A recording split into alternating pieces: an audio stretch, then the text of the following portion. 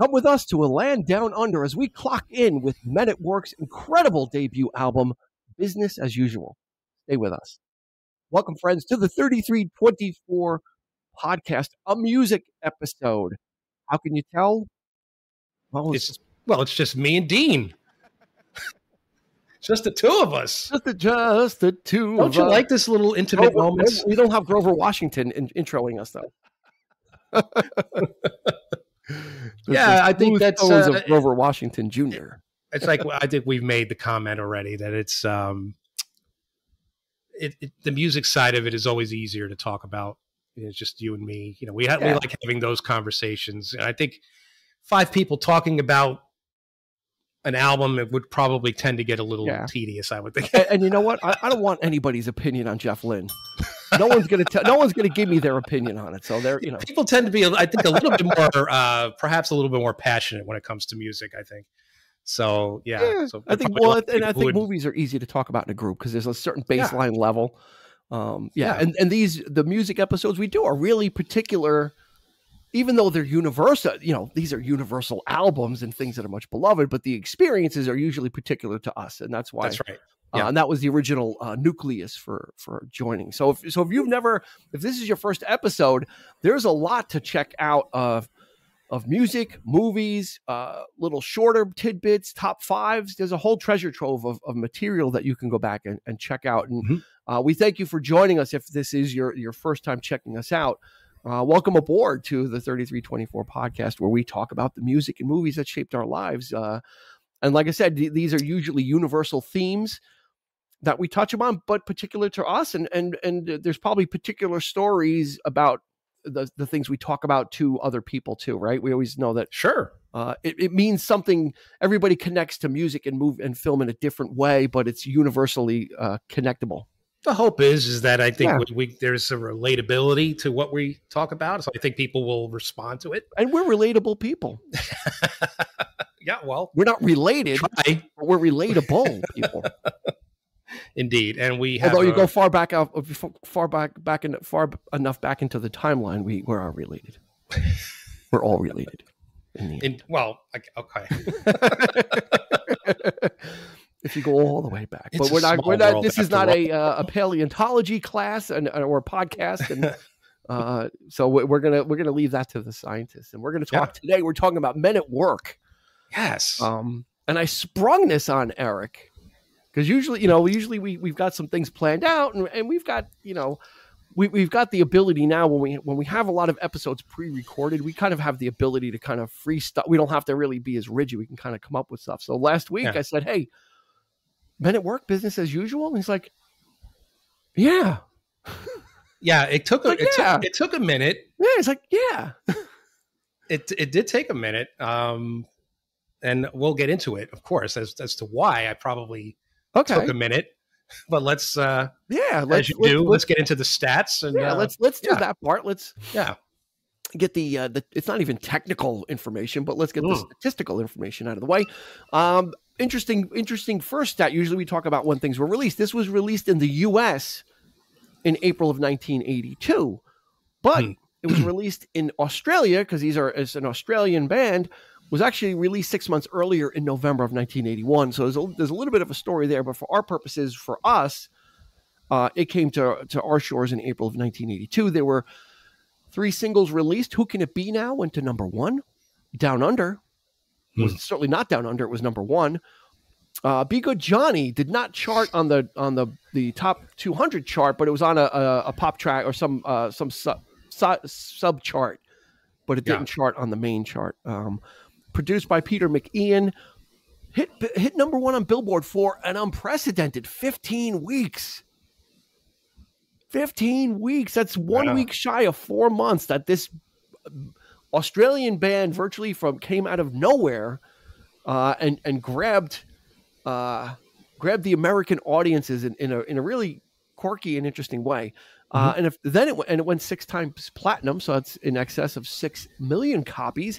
And they won a Grammy for Best New Artist in 1983, which was well deserved. So, as much as there's a lot of great statistical information here, this band would flame out pretty quick unfortunately. So, indeed, yeah, which is a I was shame. thinking, do you know what my first concert? You know what the first concert I ever saw was?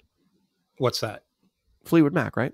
Fleetwood Mac. So Fleetwood Mac, they opened from Fleetwood 1982 on the Mirage Tour, September 14th in the Brendan Byrne Arena in New Jersey. Okay. So yeah, Fleetwood Mac was my first concert, but Fleetwood Mac was not the first band I've ever seen on stage. Men at Work was the opening act. So actually, Men at Work have the distinction of the very first band that I ever saw live was actually Men at Work. That's a nice story. They were the opener for Fleetwood Mac. That's a great story. And that was in September of that year. And this album had just come out in April. So I think Who Could It Be Now? Down Under wasn't, I don't even think, a hit yet. And Who Could It Be Now was kind of bubbling under. That was it. And then they played Who Could It Be Now last? Because they had one hit at the time or one thing. Yeah. And that was it. Yeah. So yeah. You were, I remember you were really loving this band, especially Colin Hay, lead singer. You were always commenting on his voice and just just loving. Embarrassingly for me, my experience is I didn't even own the album. So when you said let's do the album, I'm like, holy shit, I don't know this album. You never had really? I thought you had it on cassette or something. No, never. Really? The only time I ever heard it was in your car. Why didn't you say anything to me? I don't know. No, but but you know what? Instead, we're going to do Billy Idol. No. Hey, hey, this is what it's about, though, man. I mean, I went back and I listened, and I love it, and it's great. And of course, the hits, and they were so huge. Yeah. But I'm listening to the album, and I'm like, did I even hear this in Dean's car? Because I don't remember any of these songs, like any of the other tracks. Well, and it was just nothing came to mind, like nothing.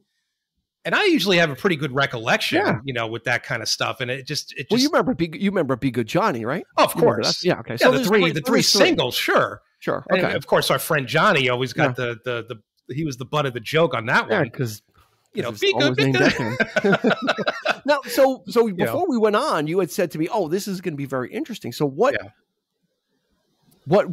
is it? What did you come away? See, I'm sorry. I had just assumed that you had not even had it on cassette or something. That's the weird thing. It's like, but I drew a total blank when you mentioned it, and it's like, I know that. Of course I know the hits. I remember that one. And I remember your look. I know this album, and I'm like, maybe I do. I'm sorry, but but it. Hey, I'm willing to listen to anything at this point. Go back, and we're but it's wow. I'm kind of embarrassed right now because I'm just like, I can't believe I don't know this record. Well, now you know how I felt with So. Okay.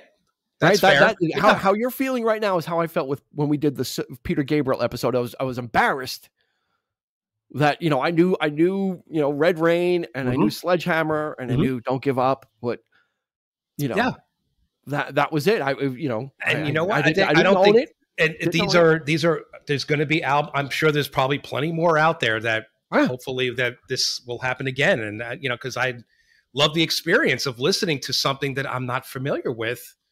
Cool. The 80s seemed to be, that was never the case. Like we talk about the 90s all the time being like a lot of this music passed me by, and that was my choice. Here it's like, you hear the stuff on the radio, so you immediately think, got to get that record. Yeah, and I thought you were into them as well. I was meaning the hits, but I guess those hits were just so big, and so like it just didn't even occur to me that I didn't even need to have the album, because I know you had it, and I know Johnny, our friend Johnny, had it, and there it was. So it's just one of those things. The one that got away. Yeah, pretty much.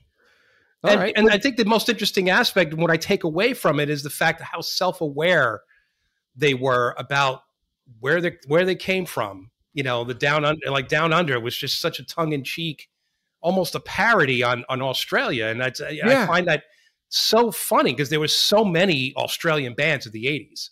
When you think about it, and not including like AC/DC and bands like that. In Excess, Ice House. Yeah. There was Midnight Oil was another Midnight one. Oil. Yeah. Yeah. There was a lot going on. Yeah. Yep. And all right, before we get into it, let me just do a quick brief history. They were formed in 1978 in Melbourne. We got to go through I think it's important to go through the group members. Because of my experience with re-listening to this album. So you've got Colin Hay on lead vocals and guitar, Ron Strykert on lead guitar, Jerry Spicer on drums, Greg Ham on flute, sax, and keyboards, and then John Rees on bass. These guys are virtually unknown. Everybody pretty much, if you were around in the 80s and watched the music videos, you remember Colin Hay because he kind of had the lazy eye, very unique looking individual. And the Down Under video, and then kind of making fun of that, and who could it be now? And when I listen to this album now, first of all, I fucking love this album. It's fun. I listened to it not with my 1982 ears, but I listened to it now, and actually, I think the 3 singles are probably the weakest songs on the album because they're so gimmicky, because they're so like. That's why it's easy to pigeonhole like Men at Work. Like you said, it's like, they're quirky and they're really like leaning into the Australian thing. And it's like, they do, but the gold is in the other songs. Okay. For in listening to this, I'm like, wow, the musicianship on this album. Yes. The kind of the arrangements that they went for, and the non-single, the singles are almost very novelty. Down Under is very much a novelty song. Yeah, no doubt. So this could have really, this really could have bit them in the rear end. Because when you have that novelty thing, then you become that thing. Yeah, you become known for that, and it's hard to get out of that box. And their follow-up album, Cargo, they did a pretty good job with they had It's a Mistake, Overkill. Dr. Heckle and Mr. Jive. So they were able to kind of battle out of it. But, based on this first album, it could have been a novelty from these guys are Australian, and it could have been a passing thing. What did you think? What were your... I wondered, when I agree with you. There are several songs on this that are just brilliant. And again, like you say, the musicianship, and it reminds me of so many bands, like even now, like or in the 90s, I think of bands like Bare Naked Ladies and Mighty Mighty Boss Tones and things like that. These like quirky bands, but they're such great players in these bands. Like, and this and man, just like you always admired it, Colin Hay's voice, but the other guy, he's just like, the keyboardist, saxophone, the flutist. I mean, it's such a... Unfortunately, he's no longer with us, But Greg Ham passed away in 2012. There's a bit of a story. There's a bit of a story behind that, but these guys were just. It's one of those things. I think that what caught me about this album is how tight they sounded. Yeah. And how rock like. For a pop album, there's a lot of rock textures on here, and a lot of the songs really kind of go for they really skirt the line between really smart, easy, listenable pop. This album's only 38 minutes long, so everybody, please, I beg you, go listen to this album. There's not a misstep on this album. Even if you don't know this album, this is again, I listened to it like 5 times. I became obsessed with this album. And if you do know it, listen to it again, because listen to it with new ears. Exactly. Yeah. Because that's what I brought from this is like I knew all the songs, but when you listen to it and you start to kind of pick out, like Catch a Star, the very last song. It's like 6 minutes long. That's one of my favorites. Yeah. And they just settle into a groove. Like the song settles into this groove. Yeah. That they never leave, and then you got the bass and the guitar doubling lines, like they really kind of went for some stuff, and that's why I'm saying like you think Down Under it's going to be a goofy album. Yeah. It's not. It's a straight ahead, like pop rock, really well constructed album that, again, I found wanting to get to like songs like Underground. And Touching the Untouchables, and people just love to play with like all these other non-cuts A fucking this is almost like we did our INXS episode, oddly enough, an Australian band, right? And they said with Kick, they wanted every song to be possibly a single. I think, with the exception of maybe one song on Business as Usual, every one of these could have been a single, either on pop radio or like a rock station, like, you know. I'm curious to know how many people though bought the album just for the singles. Oh, absolutely. I did. And did they just listen to those singles and not bother? And again, we urge you to really give another listen if you haven't, you know, because it's just really great. I'm not surprised, or I am surprised that in 2010 they got sued, right? Yeah. In Sydney, because they were allegedly they plagiarized the flute riff from an old, I guess it's a Kookaburra Sits in the Old Gum Tree. It's like a scouting song, like Australian folk song type of thing. Yeah, like campouts and stuff like that from 1932. But that's what I thought it was.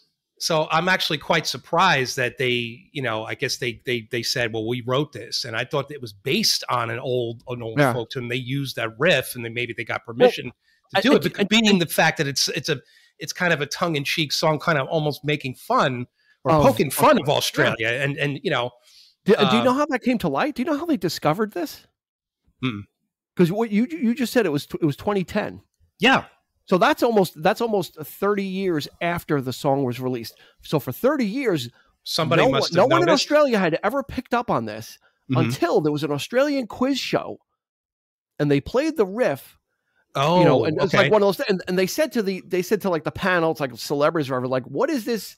You know, thing originally based on? Yeah. And one of the, you know, it's almost like a, you know, like a multiple choice thing. So one of the choices was Kookaburra sits under the old gum tree, and one of the panelists said, "Yeah, it's that." Mm-hmm. Until then, nobody had ever said anything. Wow, no one had ever said anything about a similarity. Then all of a sudden, in 2010 or 2009, whenever the quiz show aired, the original rights holder got involved and said, "Well, you know, you took it," and Greg Ham was like, the flute player was like, he goes, I didn't do it. If I did it, I didn't do it on purpose. You know, I was just riffing. And the thing with Kookaburra sits in the old gum trees. It's a campfire song. So it's a very short song. Yeah. So that riff is a substantial part of that song. Mm-hmm. Right. So it's not like that song was like a 20-minute song and this was one part of it. And they could say, well, it's not, you didn't substantially take it. Yeah. But since that song is so short, they said, well, you've taken a substantial part of that song. So they did find, I think that I forgot what the rights holder was asking for, like 25% or 50%. And the court said 5% for you, and you'll get a little after that. And then Greg Ham would pass away 2 years later. And they were saying that, you know what, part of it was like might have been the stress, and he was heartbroken. He was actually embarrassed about it because it wasn't anything intentional. It was just, you know, what do they call? I forget what they call it. When two stand-up comedians come up with the same joke, but they've never heard the other person do it, I forget what it's called. Yeah, where you could think of the same type of thing, never having heard someone do a joke, and they say, "Oh, you stole it." It's like, no, I've never even seen that act before. Yeah, it's that. And same it type happens of thing all like, the time. You know, and it could have been in the back of his mind. It certainly could have been there. But for 30 years, nobody said boo about it until this quiz show said, "What does this sound? What does this song sound like?" And then all of a sudden, the lawsuits went flying. So really strange story about that, right? Yeah, but it's like, but that's the thing though. In music, it's, you know, you think, well, even if they did do it on purpose, I mean, obviously you got to get permission and all this kind of thing. But it's like, I think it's in a perfect world, it would be, use it. You know, that's Australia. That's you're using a piece of our. Take it and run with it, and single-handedly promoed Australian tourism. And there you go. That's right. So like they were pretty much the ambassadors, you know. Yeah. Except for Colin Hay, though. Colin Hay is an interesting character because he's actually born in Scotland. Yeah. So he's of Scottish descent. Then when he was 14, his family moved to Australia. So by the time this album came around, he's probably around 28 or close to 30. So he had spent half of his life. You know, he has that vocal tone. It comes through a little. It comes through. You know, there's almost, dare I say, I mean, there's a little bit of Peter Gabriel in his voice, that clear resonance that comes out of that sort of high pitch, which I love. I could see on Down by the Sea. I could absolutely hear that, because he gets to stretch his vocal chops a little bit on that song, because it's so it's atmospheric. Yeah. It's got those elements of something that would make a good comparison to something like Gabriel. But God, I couldn't, I listened to this and I'm like, I can't believe that I'm really picking up on the musicianship now, and not just playing it through because I know it, and you listen and you kind of half listen to it because, I'm going to listen to this, and because you remember it, so you know what's coming, and you just kind of you listen through it, but you don't listen to it, right? You listen through the album, you go through it, but you don't really listen to it. Well, that was my experience. I was like, I don't recognize this. I'm going to give this a listen. This is catchy. I like this. I like this even better. I like that even more, So yeah, it was, gem after gem. It was a pleasure, an absolute pleasure. And I was like, thank you for suggesting this one. Because I was, I think here I am thinking, the 80s, we're talking, but it's nice that we're talking about something other than the hits, which has always been my thing. There's always a better song. There's always the deeper cuts for me. It's like I'm trying to look for something. It's rare that I say that though. You will go there. You'll be like, this wasn't the great, Right. I'm playing this thing by the second listen. I'm like, you know what? The hits don't do justice to what Men at Work was really doing. Yeah. Like the hits are great. They're friend. I'm not diminishing the hits, but the other stuff is that much better for me, especially because it bridges that. Since we're talking 81, 82, it's not that totally electronic 80s that was on the horizon. No. They were using keyboards, but they were also using saxophone. I forget what the song is. I think it's Touching the Untouchables. Okay. And it's got that guitar riff. It's like diddle it, diddle it, diddle it, diddle it, diddle it. Yes. And that last three notes is the saxophone. Like the saxophone picks up the last three notes of the guitar riff on Touching the Untouchables. That would have to be guitar, because Streichert is his co-writer on that. Yeah, Ron Streichert. And I'm like, this is brilliant. But if you're listening through it and not listening to it, you're going to kind of just miss all those. Yeah, you're going to miss the nuance. Yeah. Exactly. Yeah. Oh, yeah. And this album is so full of that, and that's what it is the singles are so big. Who Can It Be Now is an 80s classic, and Down Under, of course, we've already beaten that into the ground, but Underground, forget it. Jerry Spizer's drumming on this is just, I love it. He uses like a weird crash. Yeah. It almost sounds like he's hitting a tin can, like in his kit. It seems like that's part of his kit. Yeah. It's got like that, like a toy drum set. Yeah. His fills on Down Under are very underrated. You're so used to listening to Down Under, but his fills at the end, rock solid stuff, these guys and John Rees on bass. I mean, these guys were just a really tight that's combo. The essence of, like I always say, that's the essence of doing something more in a pop song, or just pushing those boundaries. And I wish, more people would appreciate that, in terms of like, we do it because we would just love music in a probably more profound way. A lot of people do, but it's like, how many people are really talking about an album like this, as opposed to like the Beatles or, of course, all the, the audio files are going to be talking about the big, the big groups and such. But, with an album like this, that you can totally appreciate, and is totally underrated in terms of just some great players, and and it's the genres too, like new wave, reggae, rock, pop rock for sure. But, but yeah, I could see the new wave aspect. I could see. I could see the reggae is catch a star.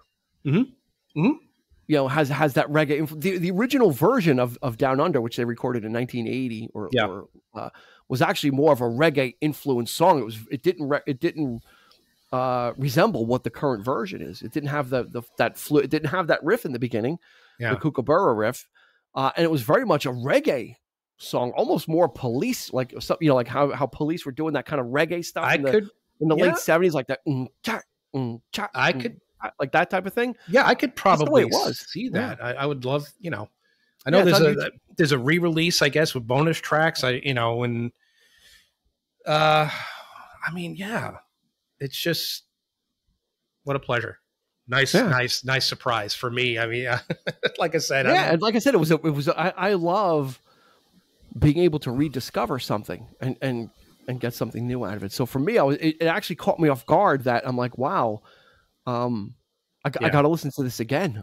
How could I have missed all this stuff? And this was an album that I had gotten when it came out in 82. That's the thing. It's like many a night working in Jimmy's restaurant in Dobbs Ferry. You know, Johnny would bring his, working in the, we were dishwashers, and, he used to bring his boombox in, and he would have like the whole thing of tapes. And this was definitely one of them. And I'm sure, at some point, how did I not remember this stuff?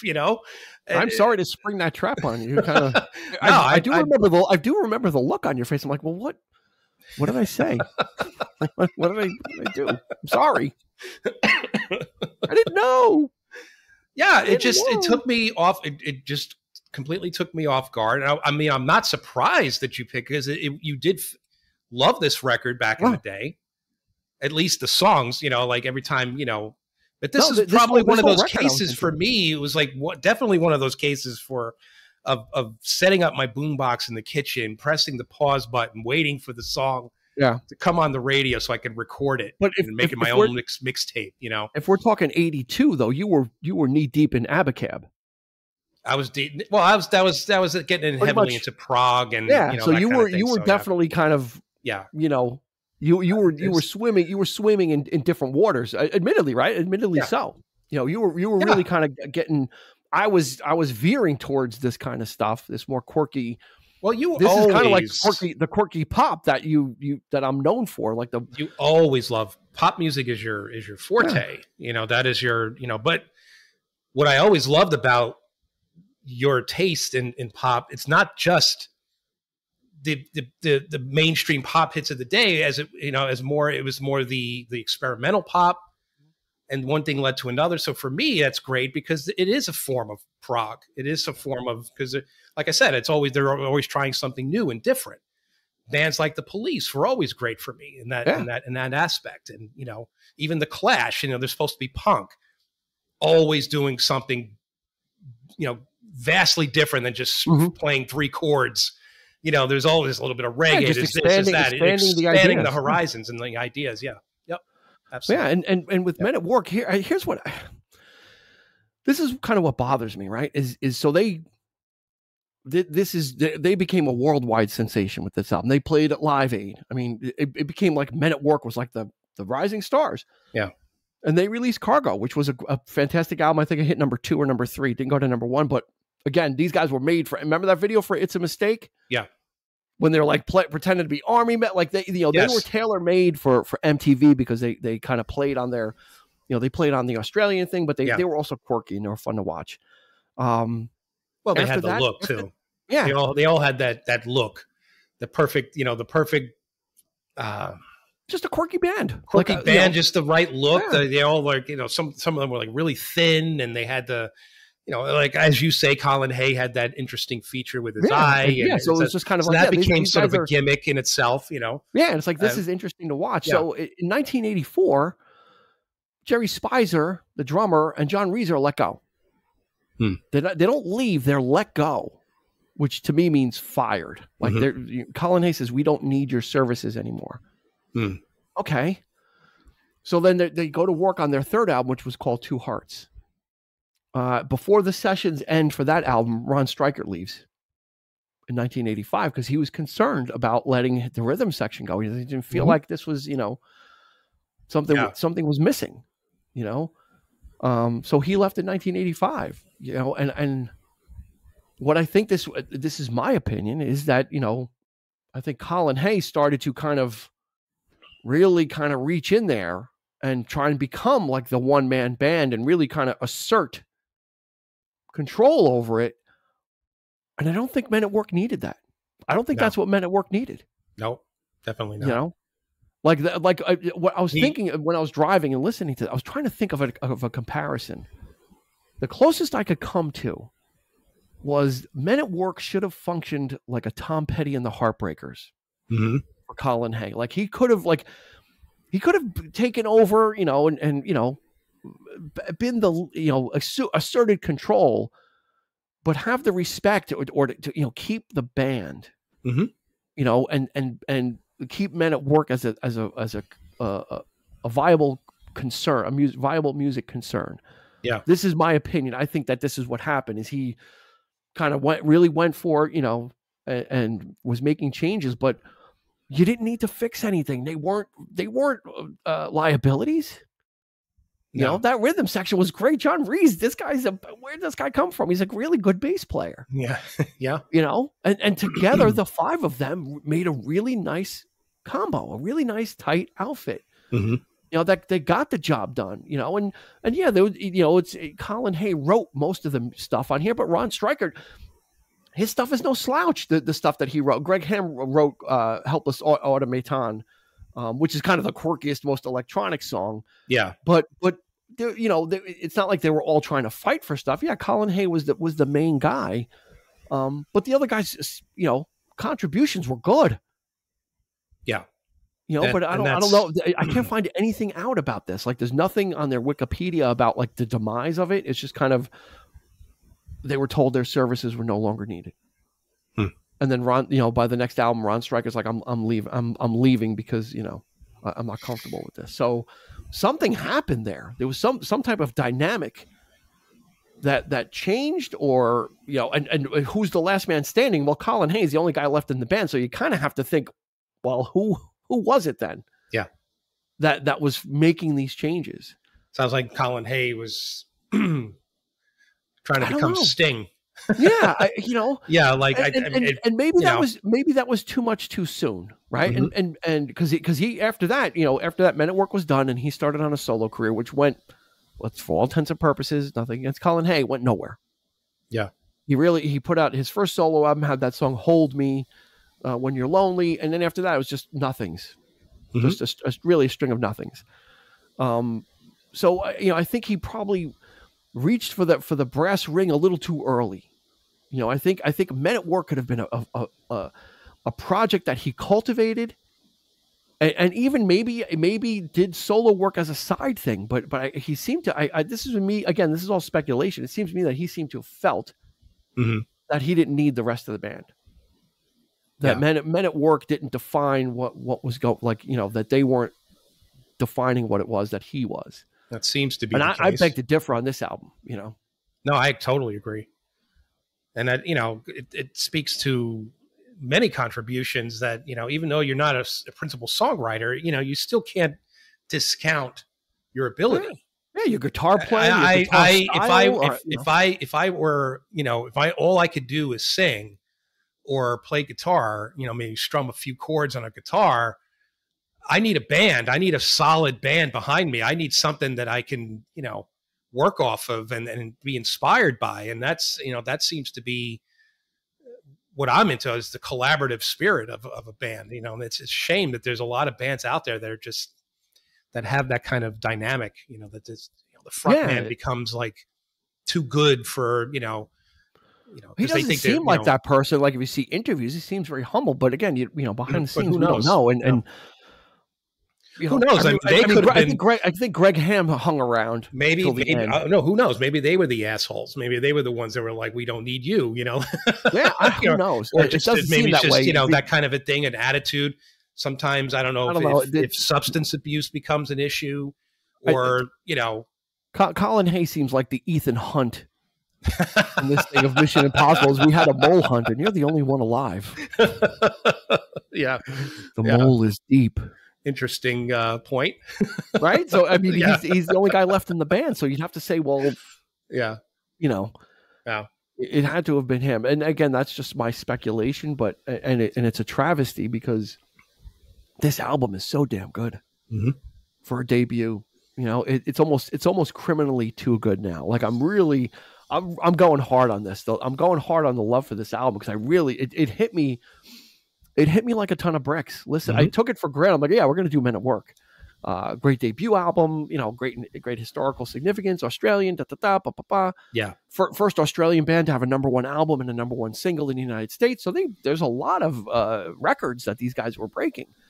So I thought, yeah, this is going to be like wiffle ball. This is going to be like, you know, And when I listened to it, I'm like, Jesus, like what, like, hello, gorgeous, where have you been? Like, like I didn't, the 82 kid in me, and not that I haven't listened to it since then, but again, when we do these episodes, I really like listen, and I'm opening, I'm trying to have myself open to things that I haven't heard before, or I'm not necessarily looking for it, but I'm just kind of a little less in the zone of just going through the motions of putting it on. Yeah, I know this song. I know this song. So, and it really hit me. Yeah, same here. It really hit me, the appreciation for, it's like hearing it for the first time. For me, it really was. For you, it was. For you, it literally was. It literally was. It was. I'm honestly, this album really had a weird effect on me in that I haven't stopped listening to it. So I put it on Friday. I'm like, I'm going to get my 2 listens in. Mm-hmm. And by the second listen, I'm like, I gotta listen to this again, because I think there's even more. Yeah. And there was. It's just like you for the person that's listening to it for the first time, they may get that. I think they might get that. Mm-hmm. For someone that listened to it so long ago, and the people that kind of take it for granted, like that's why I like watching reaction videos of people hearing songs for the first time, or watching, because you're almost vicariously get to re-experience it like that. Yep. And I think if you haven't listened to Men at Work, Business as Usual, let us know. Reach out to us on social media and let me know if I'm off, or was this an 80s? I don't think this was an 80s throwaway, because no, like not I said, at all. The quirky stuff betrays what else is in the grooves. Yeah, not at all. No, I would fight anybody who says otherwise. I think I'll kick ass. I'll get Mark Wahlberg to back me up. But isn't it great though? Isn't it such a pleasure to have something that is worth, and not just for nostalgia's sake. It's just for when you literally can hear something. It still has value. It holds up. This sounds fresh to me. Yeah.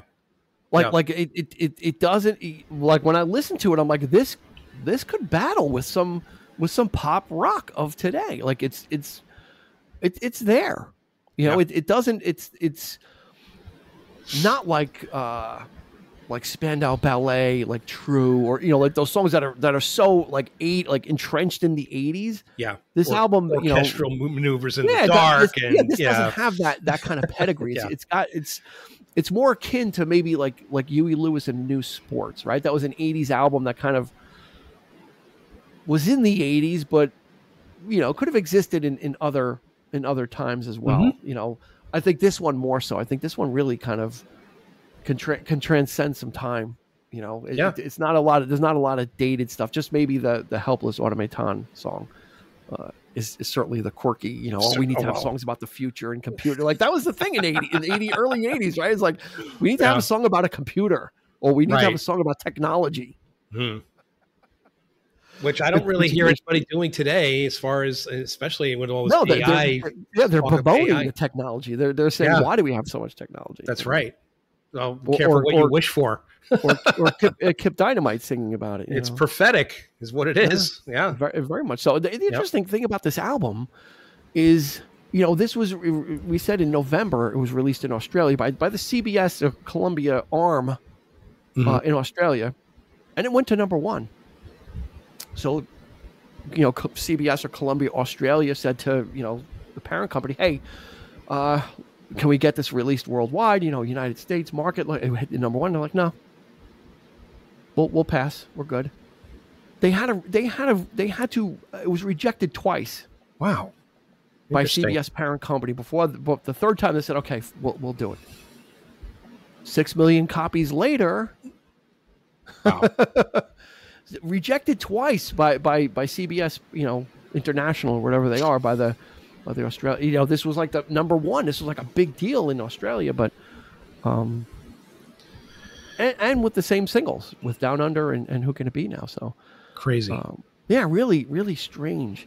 What Colin Hay? You know what Colin Hay does now, right?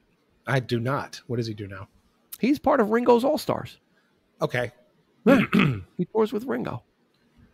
Well, a lot of people do. So he gets, who hasn't? I think you and I are the only ones that haven't toured with Ringo. I'll hold a tambourine while he sings. I'll hold a tambourine while he sings "It Don't Come Easy." I mean, I'll do that. Yeah, I'll have the shaker. Garden, you know. Yeah, they have those guys. What do those guys do? Like the shaker guy. You know, or the guy that holds the little egg. Hey, man, that's not even a shaker, the egg. I'm sorry to the egg shaker people out there.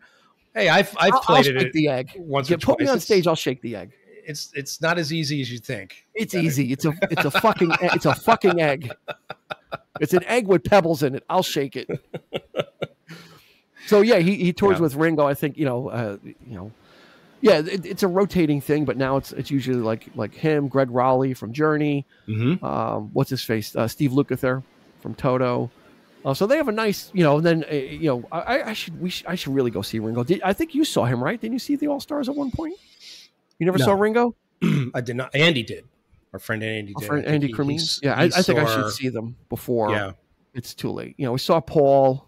The thing I saw was the Hendrix Experience with all the, with Dweezil Zappa and, dudes from, Hendrix band. I think Ringo, I think needs to be seen, because he's still doing it. And it's like, okay, you know what? I don't want to regret it afterwards that Ringo tours incessantly and I never went.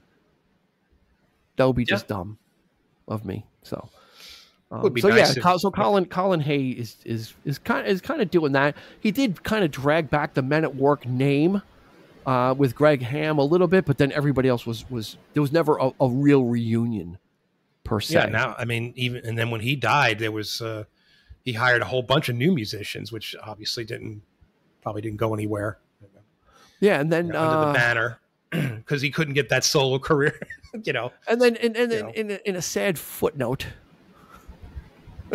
and this might tie up our theories about who was the instigator for the breakup of Men at Work. In 2009, Ron Streicher, the guitarist, was arrested for making death threats against Colin Hay. Okay. So, I'm going to fucking kill you. What could he have done? Probably animosity, right? There's probably some anger and animosity, or maybe, I don't know if in 2010 he was touring as Men at Work. Wow. And maybe it's like, yeah, you're using the name, and like I said, it was like that. Men at Work almost seemed like the Three Musketeers, right? Like that's the way they seemed. Like it was a group of guys. They were quirky. They were strange. They made these weird music videos, but they were all in it. Mm-hmm. So it seemed like that one for all and all for one type attitude. Yeah.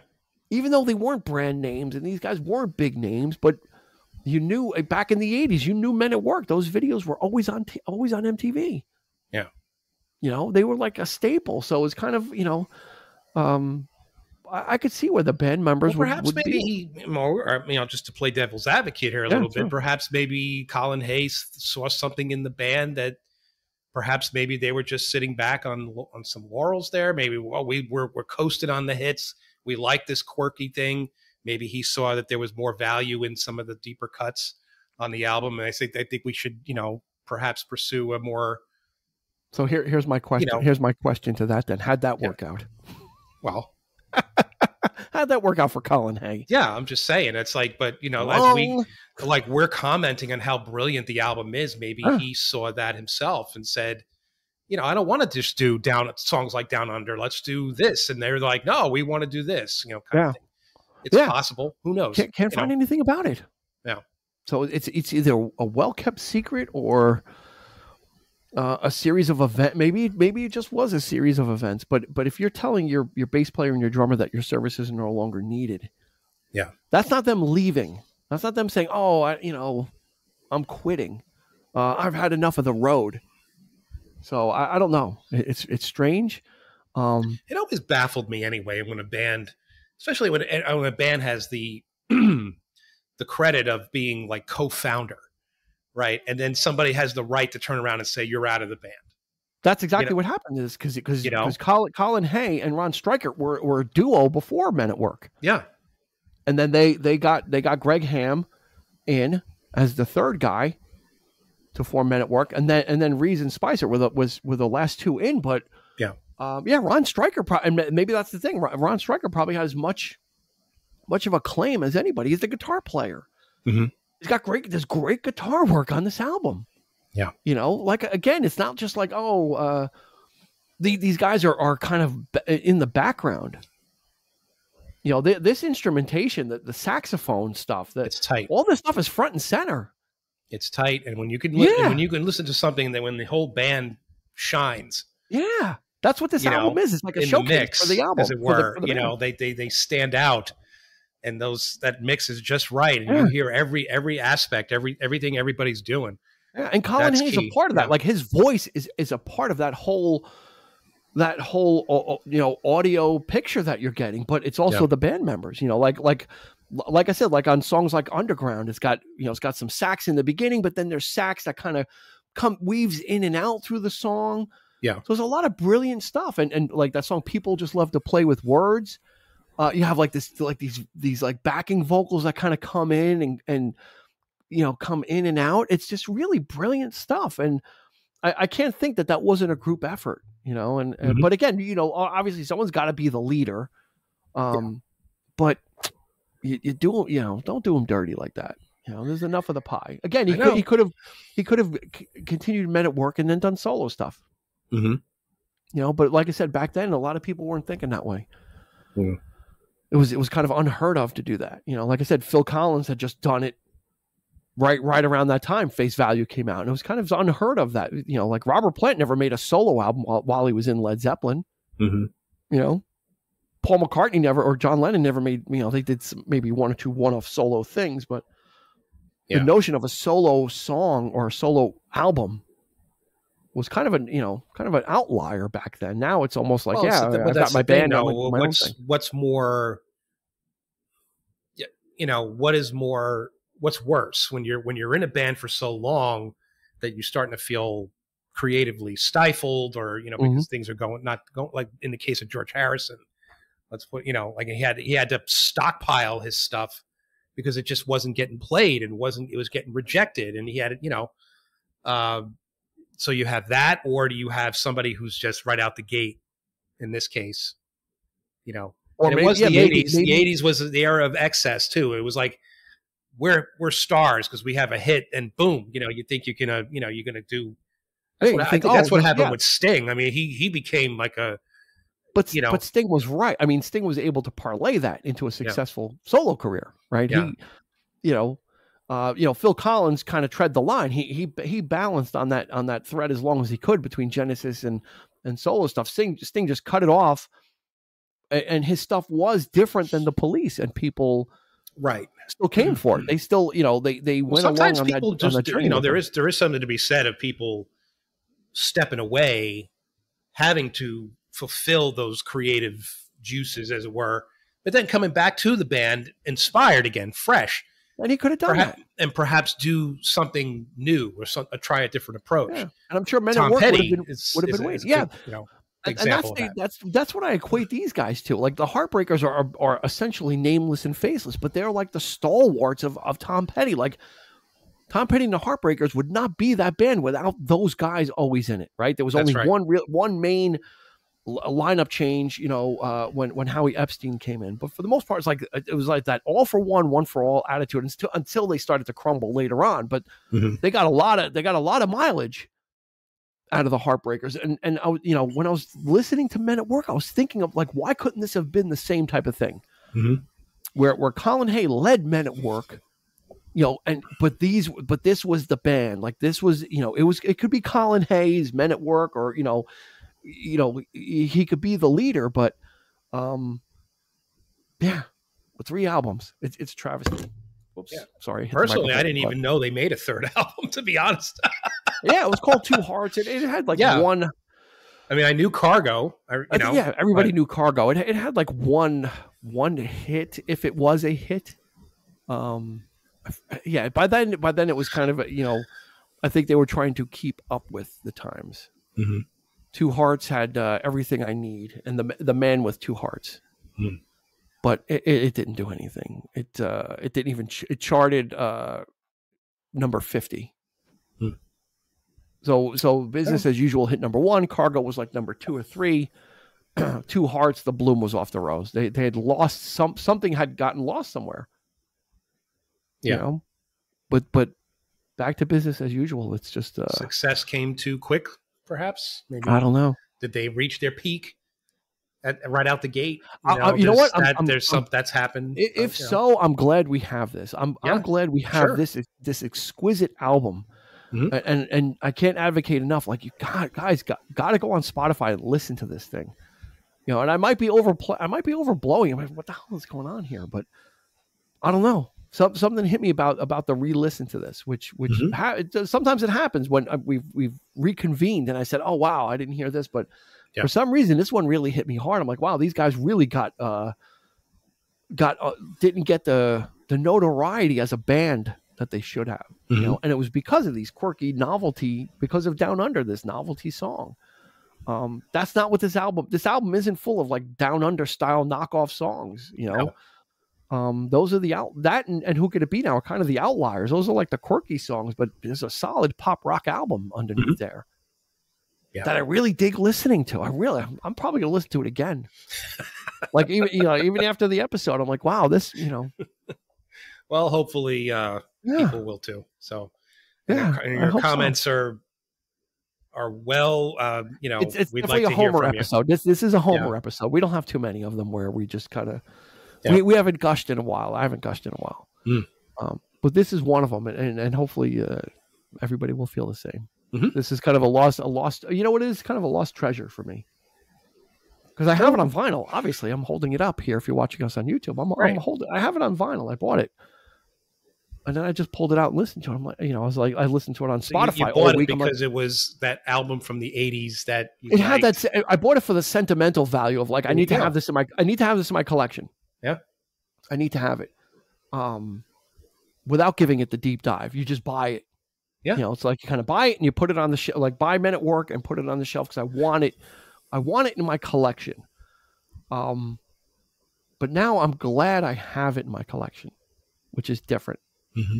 You know, now it kind of now has almost like I was sitting on my recliner and I was looking at my stereo and the album was kind of peeking out, like I could see it. You know, because you know how when you put albums away and sometimes all the spines aren't level, so one might be peeking out a little more, and it was peeking out about 3 hours ago, and I'm like, it's looking at me. I'm like, play. You know, I was like Ray Liotta and Coppola. I was like, will you shut up? Like it was hearing voices in your head. Yeah, now? It was just a little, just because this is a very distinctive. It's very yellow. Oh, this album is very yellow. So when it's Metallica used that color scheme in their latest record, right? That yellow and black. It's very stark. So when it's on the shelf and peeking out, it really sticks out because it's very yellow. And I'm like, God, I'm like, it's right there. And I think I listened to it twice today already.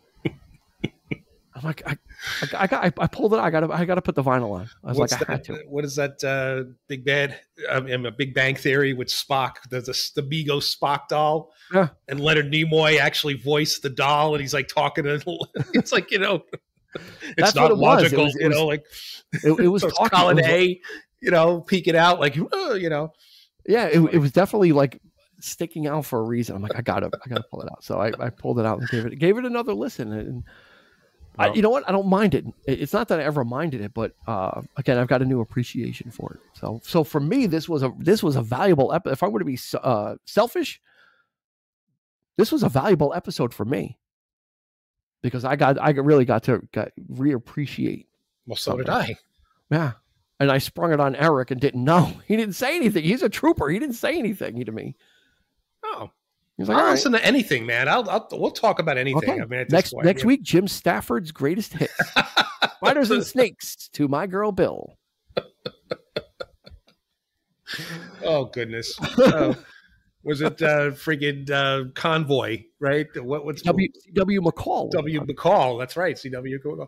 Breaker 19. I'll listen to anything. I still listen. If it comes up, I'm not turning off Convoy. We got to do something.